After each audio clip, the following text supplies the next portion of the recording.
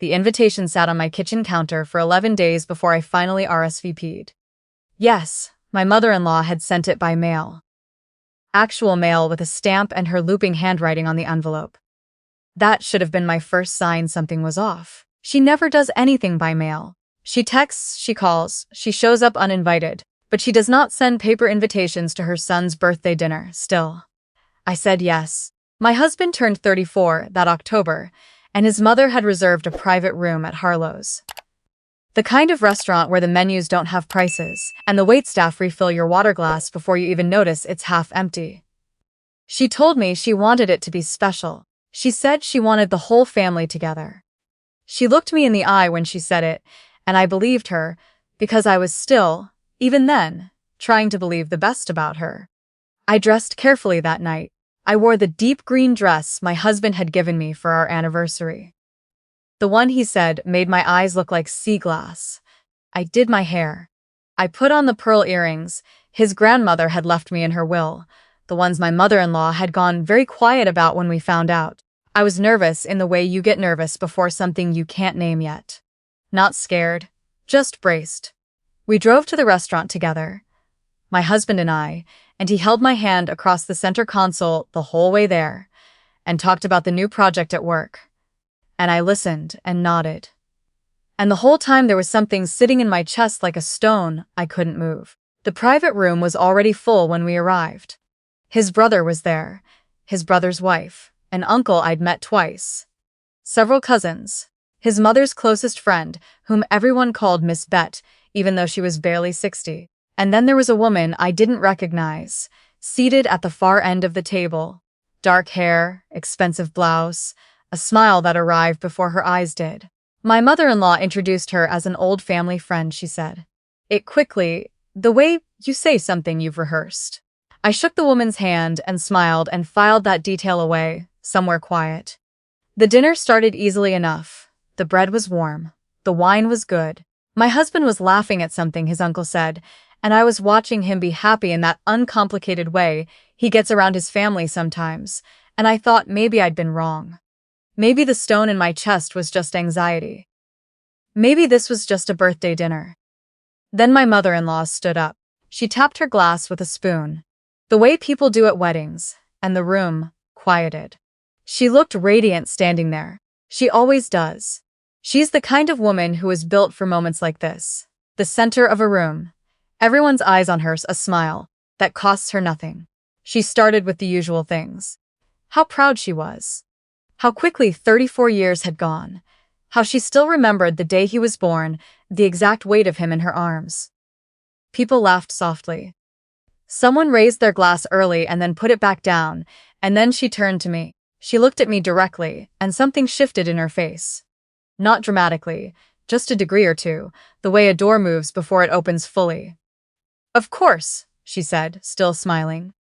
We all know that the road hasn't always been smooth. That some people come into our family and it takes time, a long time, to really understand what this family is, what it requires, what it means to truly belong here. The table had gone the specific kind of quiet that happens when everyone hears something they weren't expecting. I didn't move, but I do want to say, she continued, setting her glass down like a period at the end of a sentence, that I truly hope, that tonight we can all just enjoy this celebration. Because my son deserves that. He deserves a family that shows up for him fully. Without reservation. She sat down. The applause came anyway. Uncertain, a half-beat late, and my husband leaned over and said something low and reassuring in my ear, but I couldn't hear it properly. There was a ringing in my head, soft and steady, like a tuning fork held too close. I smiled. I lifted my glass. I said, to 34, along with everyone else. And then I excused myself to use the restroom, locked the door of the single-stall bathroom, braced both hands on the sink, and looked at myself in the mirror for a long time. Because I knew what she had just done. She hadn't shouted it. She hadn't pointed. She hadn't said my name, hadn't used a single word that anyone could screenshot and call cruel. She had stood up in front of everyone my husband loves and implied, in the gentlest and most devastating way possible, that I didn't belong there, that I was the thing standing between her son and some fuller, better version of his life. She had done it perfectly. That was the thing about her. She was always perfect at it. I want to tell you something, because I think it matters for the rest of this. I tried. From the very beginning, I tried. When my husband first brought me home to meet her, 3 years ago now, on a Sunday afternoon in her kitchen, I brought flowers and a bottle of wine I'd researched for 2 hours, and a handwritten note inside a card that said how much I was looking forward to being part of the family. I was so eager. Looking back, I can see it clearly. I was almost embarrassingly eager. I wanted her to like me. She was gracious that first afternoon, warm, even. She showed me around the house, pointed out photos on the wall, told me stories about my husband as a kid that made me love him more. I drove home that night, thinking it was going to be okay.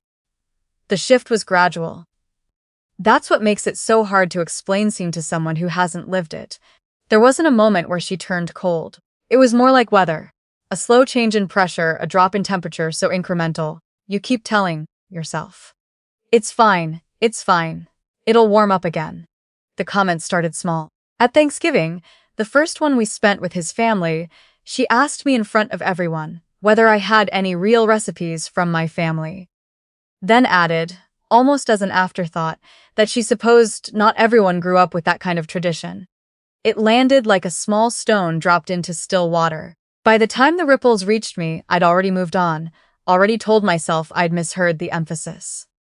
Christmas that year, she pulled my husband aside before we sat down to dinner, and whatever she said to him kept him quiet and slightly distant for the rest of the night. When I asked him about it later, he said it was nothing, just family stuff, and I let it go because I didn't yet have the vocabulary for what I was watching. The following spring, when we got engaged, she cried.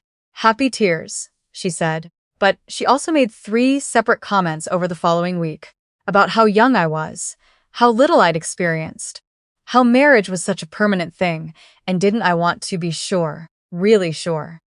Each one delivered with that same particular smile, soft, maternal, concerned, wrapped in care, so completely, you couldn't find the blade until after you were already bleeding.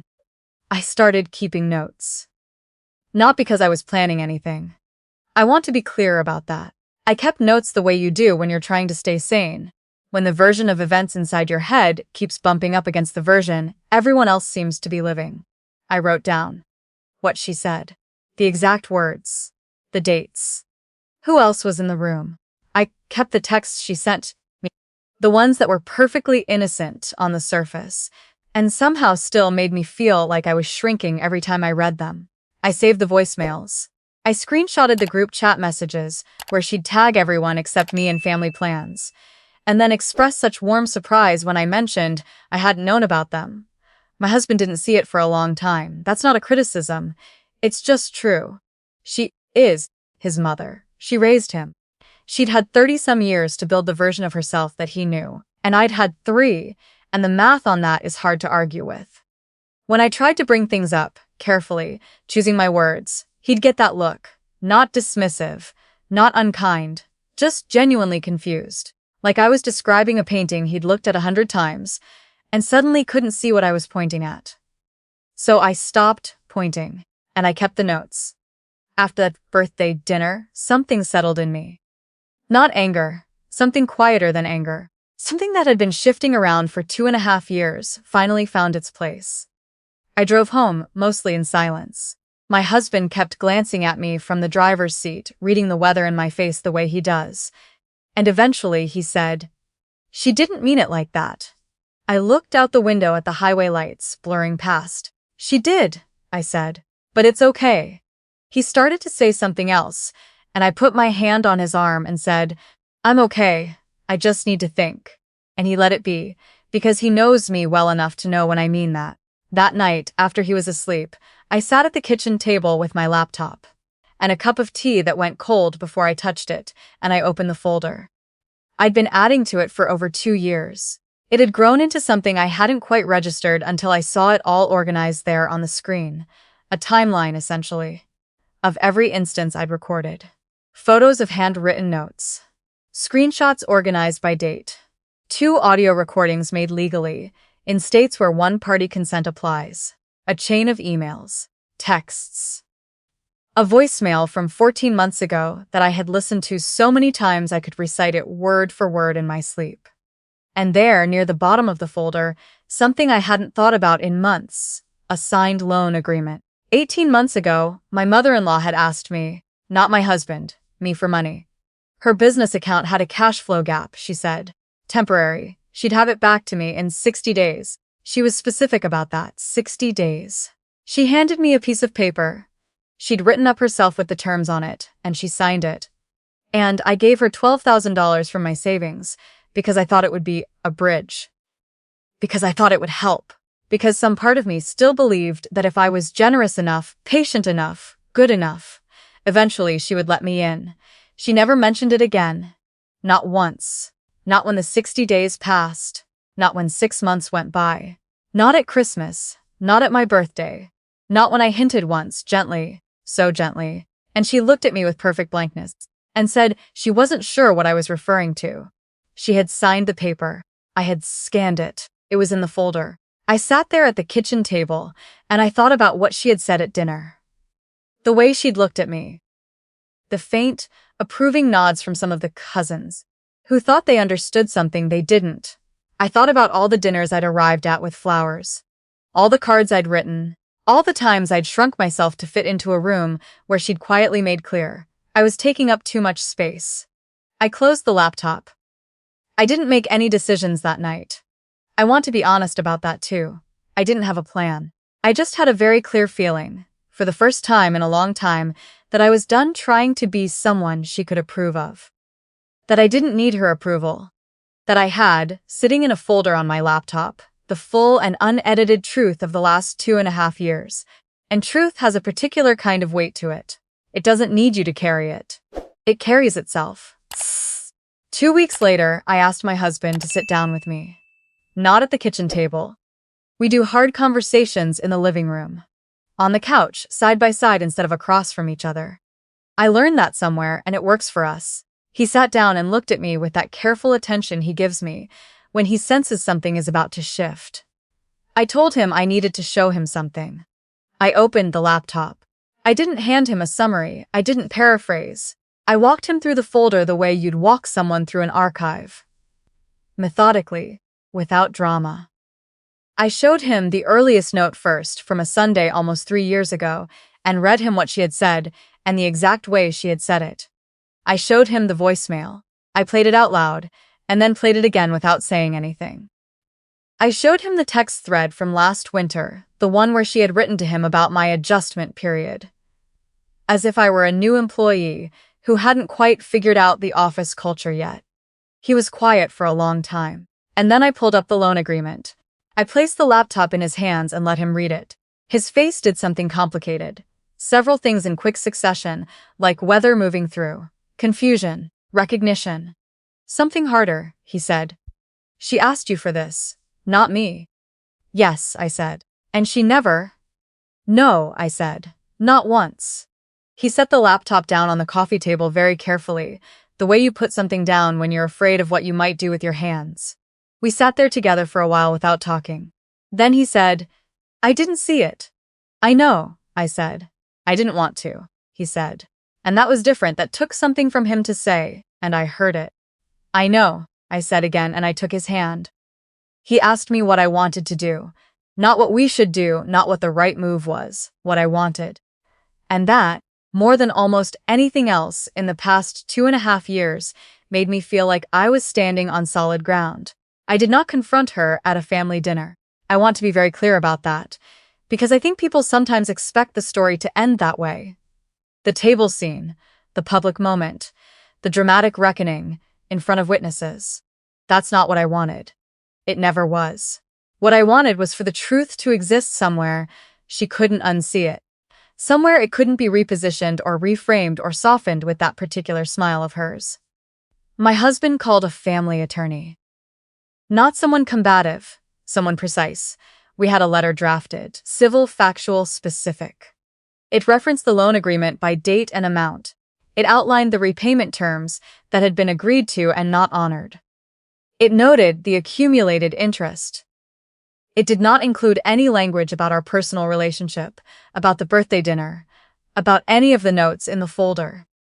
It didn't need to. The loan agreement was enough to stand on its own. His brother called my husband the day after the letter arrived at her house. The call lasted 20 minutes.